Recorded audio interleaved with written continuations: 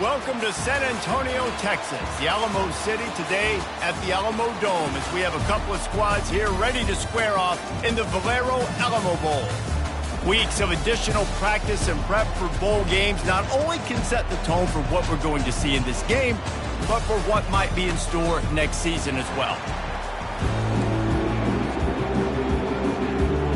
Kickoff team on the field ready to start this postseason classic. On the move from inside his 5. He was looking for more running room, but none to be found as he stopped at the 23. So the Colorado Buffaloes offense will get the first crack at it here.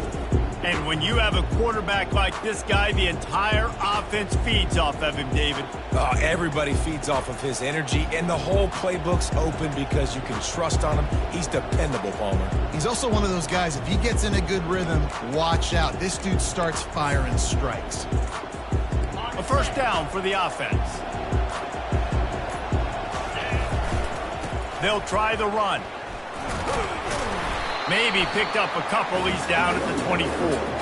Well, guys, bowl season is here. Always fun to get these non-traditional matchups that you don't see regularly. What do you guys remember about playing in a bowl? I think you remember all the moments throughout the season, throughout your career, and then it's the last time that you ever get these group of individuals together. You say goodbye to so many people, and it's kind of bittersweet, but always fun, Jesse. He'll loft one deep down the left side. Grabs it inside the 10. And he'll take it all the way. They couldn't bring him down. Touchdown, Buffaloes! And he's got the extra point, and it's 7-0 to start this one. Aggressive play calling on that drive. Just 2 plays, they get the long touchdown pass to pay it off. The kickoff team out there set to boot it away.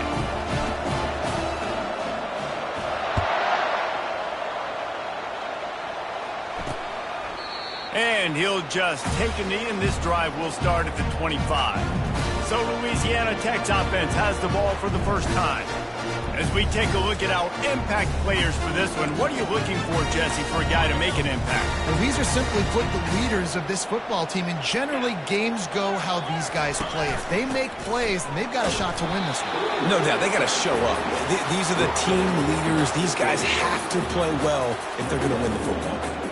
One thing I've noticed from talking to coaches about their approach to bowl games is how many of them use it as a springboard for next season. They try to focus on developing some of the new guys, maybe, that have joined them for the bowl practices.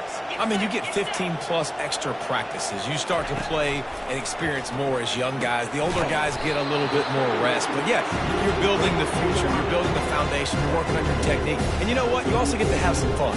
I think that's important for team building is having fun at your location, doing the different things together to start to build that unity that will make a big difference in the future. Yeah, there's a saying in college football that your freshman year, when you get to bowl season, you're no longer a freshman. A lot of players grow up. You get the extra practices mentally, and from a confidence standpoint, you turn the page. I can remember back to my true freshman year, we were getting ready to play Penn State. We had a lot of NFL talent in my freshman class, and everybody just seemed to grow a foot taller. They were playing with a different intensity level that really paid off for us the next year. Right back to the well. Not a whole lot of room there. 3 yards maybe, 2nd and 7. I get it that the game is the primary thing about going to a bowl, but there's so many festivities surrounding it, Jesse. What do you remember about something you experienced? There was a lot of pageantry when I think back to the bowl games I played in, and you have functions, you get to visit a brand new city, generally in warm weather, you get to meet the other team, there's some friendly competition. The biggest thing that stands out to me, though, was a street brawl against the Miami Hurricanes. Bourbon Street getting ready for the Sugar Bowl, about 120 deep. Hard to forget that. And that's incomplete. A defender all over him. Knocked the ball to the ground. 4th down coming up. Louisiana Tech will have to punt.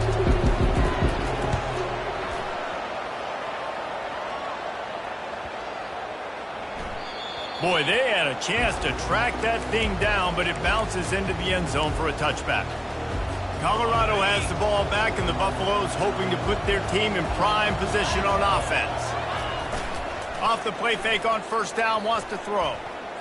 He rifles one deep down the right side. And the DB making a huge play, knocking it away downfield.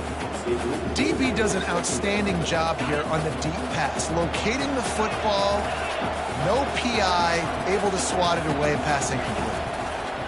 On second down, he'll try to make the connection. And it slips through his fingers, incomplete. That would have been a huge gain if he could have squeezed it. Not exactly the ideal situation for this offense. Third and long, backed up inside their 20. Throws for the tight end. Got it in the middle, it's Holland. Coming through that third down conversion, and they'll mark it at the 43. And the Buffaloes come to the line with a new set of downs. They're bringing heat. Going to try to pop one on the screen. Not able to break the big one on that screen to the running back, but he found enough and a solid pickup on first down. I'll tell you what, if you want to be overzealous and you want to be a blitzer all the time, I like running the screen right behind him. Did a great job throwing the screen. Almost broke this one for a long game, but it just keeps the defense a little bit more honest if you want to start bringing a lot of pressure. Finally run out of bounds, but he has this offense rolling with a first down. And the Buffaloes are flying down the field. They're going to ride this running back. They bring him down, and he's going to lose a yard on that one. I'm going to take a wild guess and say that's probably not where the hole was supposed to be. No, that's not where it's supposed to go. You're going to ISO in the middle of the field, downhill. All the guys are set up to... Going for it all. Snagged in the end zone. Touchdown, Colorado. Lining up to add another. And the extra point makes it 14-0. So it's an 80-yard drive. And they cap it off with a 32-yard touchdown pass.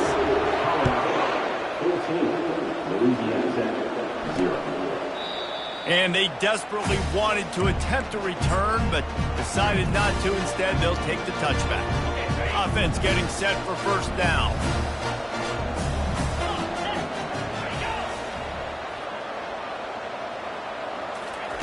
He wants to throw. Using the quick game. The quick passing game does several things. One, it doesn't let the pass rush get you. Those great defensive linemen, the ball's coming out so fast they can't get there. And then what else? It gets me ahead of the sticks. I don't have to worry about getting in long yardage and predictable situations. He will step out of bounds, but not before the big pickup and a first down for this offense. Well, the defense knew coming into this one, Reese, that this team was going to try to use their speed and take advantage of it, and they did right there. Nice gain on the run play to the right. Found plenty of running room in that defense. They've got to find a way to get there and make the tackle in the open field. Yeah, and they got to do a good job with their eyes, finding the football, and they've got to get a lot of bodies to this guy because he is fast. Guys, Colorado has the lead here. Man, that was an impressive and dominant first quarter. Let's take a look at the stats before we move on. They'll give it to the back. Bulls his way forward. And the spin move bought him a little time, just not a lot of yardage.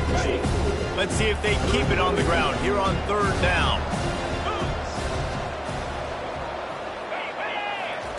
Looking to throw for it. Fires to the wideout. And this is going to be incomplete on third down. And they're running out the kicker to give it a try. He says he's got a big leg. He's going to have to show it from 56 yards out. It is perfect. Well, that kid just showed off his hammer for a leg, 50-plus, and he did it with ease. Here he comes from inside his own 5.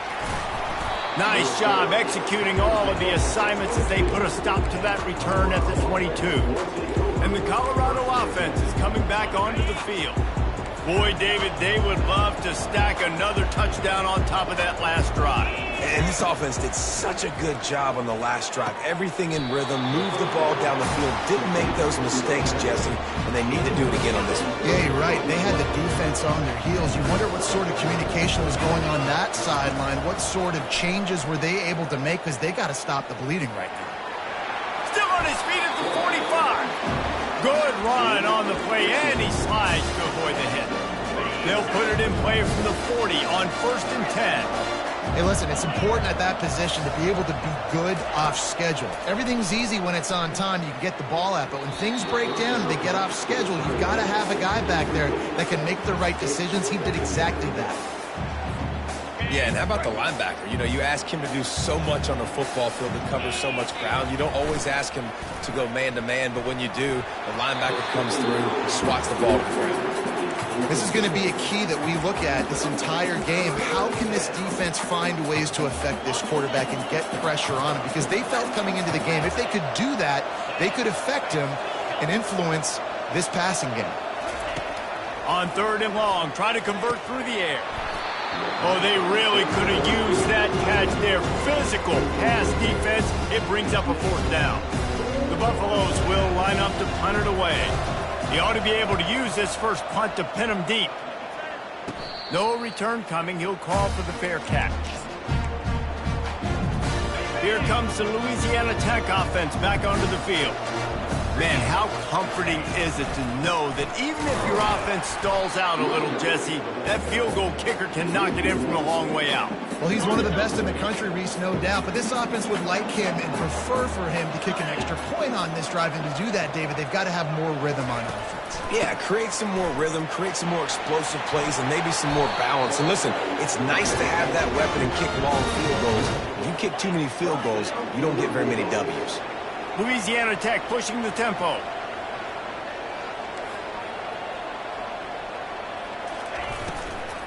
They'll run it out of the shotgun. He's knocked down in the backfield. He'll lose a couple. So you get stuffed on 1st down. You had an idea of what you wanted to do on 2nd, but I'm guessing it's back to the drawing board now. Yeah, you got to figure out who you are and what you are. What's your next best play? And here's a fumble way behind the line. Oh, and they get the ball back, but that's just going to make it much tougher on this drive. Man, and this is why you practice 5